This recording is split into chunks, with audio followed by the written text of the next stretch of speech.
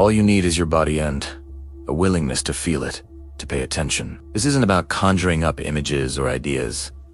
It's about direct, felt experience. So let's try a short, guided practice together. Find a comfortable seated position. This could be on a chair with your feet flat on the floor, or on a cushion on the ground. The goal is to allow your spine to be upright without straining. Let your shoulders relax away from your ears. Just for a moment, let your weight settle downward. Feel the pull of gravity, and let it hold you. Notice the points of contact between your body and the surface beneath your rear feet, on the floor, your sit bones on the chair. Feel that solid support.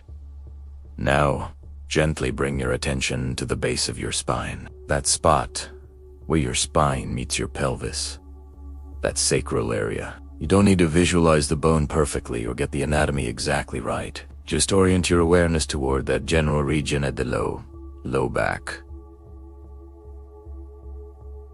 And then pause. Without trying to change anything, simply notice what's there. You might feel a sense of pressure from sitting. You might notice the temperature of your skin. Perhaps there's a feeling of tension, a subtle tightness you hadn't registered before. Or maybe you feel an absence of sensation, a kind of numb spot.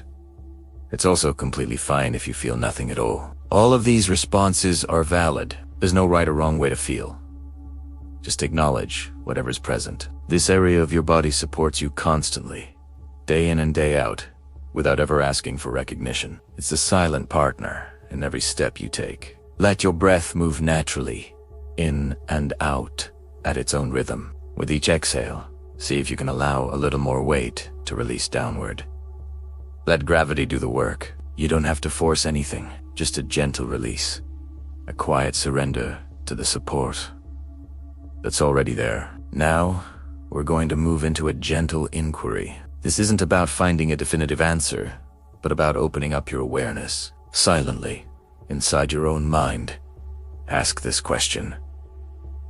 What patterns am I carrying that didn't begin with me? Let that question just hang in the air for a moment. These patterns could be anything. They could be physical habits, like the way you hold your shoulders when you're stressed. They could be emotional reflexes, a quick flash of anger or a wave of anxiety that feels familiar, yet not entirely your own. It might be a baseline tension in your body, or certain expectations you have about safety, about what it means to belong. These are often things we pick up from our family, our culture, our environment, long before we're even conscious of them. As you hold this question, keep your attention in your body. We're not looking for a story or a memory to pop into your head. The goal is to notice what happens on a sensory level.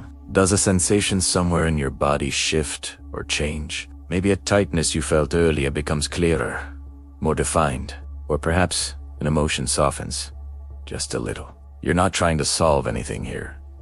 You're simply witnessing. You are being a compassionate observer to your own inner landscape. Now, we'll introduce a second question, one that brings in the power of choice. Gently ask yourself, what choice becomes possible when I see this clearly?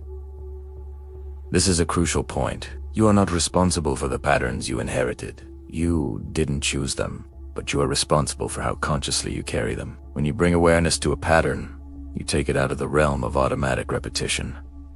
You bring it into the light, and in that light, new possibilities emerge. Awareness itself is the intervention. The simple act of seeing is the first step toward freedom. You don't have to have a grand plan for what you'll do differently. The choice might be as small as taking a conscious breath the next time you feel that familiar tension, or gently relaxing your jaw.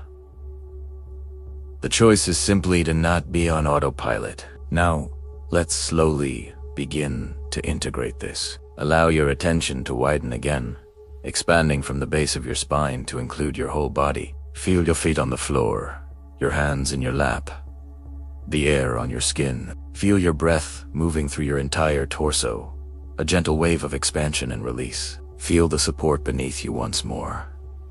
And then, just check in. Notice if your relationship to the base of your spine has changed.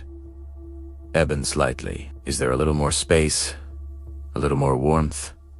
A little less tension? Or maybe just a clearer sense of what's there? Whatever the shift, however subtle, that change is enough. That is the work. This practice isn't about activating some secret energy center or having a dramatic breakthrough. It's simply about making contact. It's about building a relationship with a part of yourself that holds so much. Because what you can feel, you can work with. And what you can witness, you don't have to blindly repeat. So, what's the key takeaway here?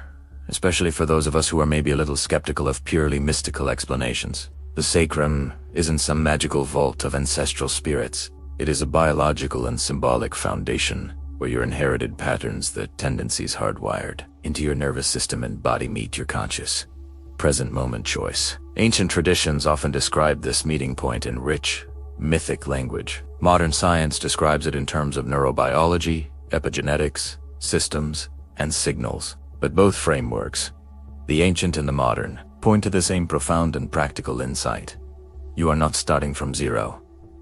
You carry a legacy within your very cells, but crucially, that legacy does not determine your fate. You stand at that crossroads, right now, with the power to choose which path you walk forward. Thanks so much for practicing with me today. If this resonated with you, consider subscribing for more explorations like this. This is Finding Kundalini Awakening.